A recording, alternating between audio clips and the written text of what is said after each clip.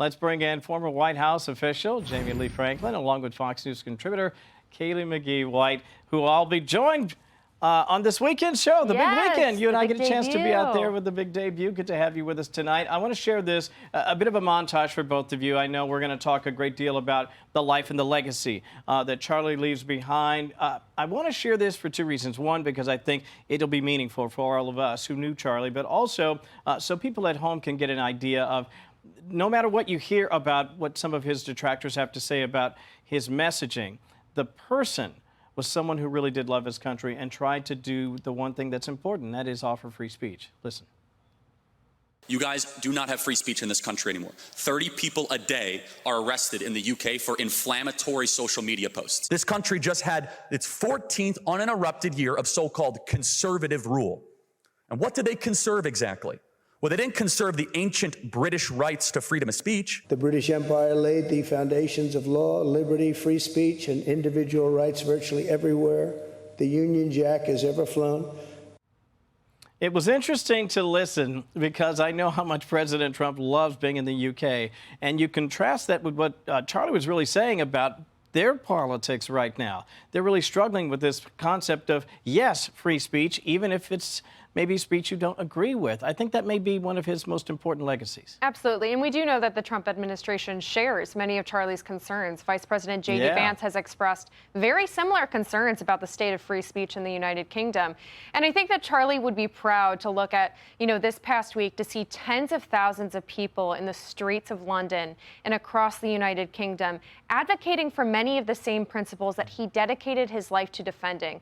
And that just goes to show that his legacy will live on. And that should give all of us hope. Yeah, praise for Tommy on that one as well. You want to get in on this? Yeah, I mean, first of all, Charlie's going to be so missed. He was such a leader in our generation. And, I kind of want to take a step back right now because this last week I saw the left keep pointing and saying political violence is on both sides and the right is censoring free speech. And I want to be clear tonight. Only one side has said on college campuses that hate speech equals violence. One side has been calling us Nazis, fascists, Hitler for now a decade, and one side is celebrating Luigi Mangione. And when a conservative speaker goes onto a college campus like Berkeley, Stanford, or an Ivy League school, it requires now 500 policemen with riot gear to get them onto the stage safely.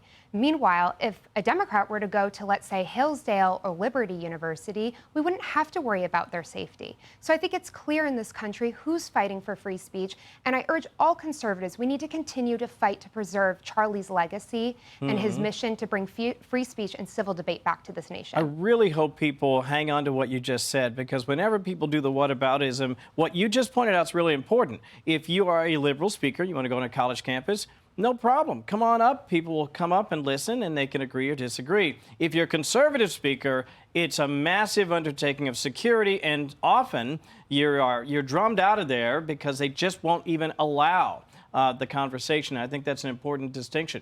Let me share this. This is Andy Biggs talking about the FBI targeting conservatives. A lot of people were saying back in the old administration, oh, that's a conspiracy theory. Well, it turns out not so much.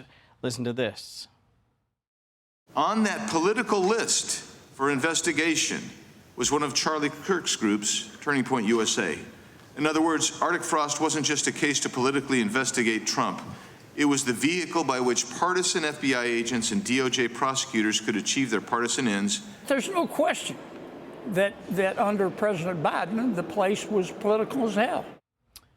Are you surprised? And if not, why not? Not at all. And this is actually, to the point of whataboutism here.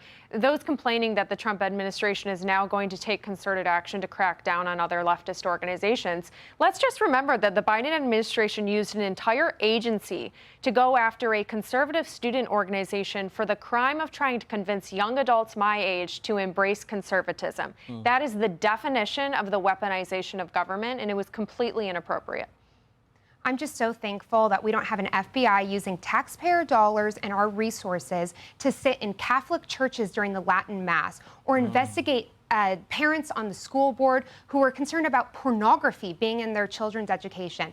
Instead, we have an FBI that is focused on bringing criminals off the street and, looking into these terrorist cells that got across under Joe Biden's open border. And it's just such a shame what Joe Biden's government did and the weaponization towards peaceful conservatives. And I'm just so thankful we have this administration in place and making America a safer place tonight. Truly shocking, everything that has come to light. And there is more where that came from. Unfortunately, my sources keep telling me all about these things, and we're just sort of are in shock that that was our government.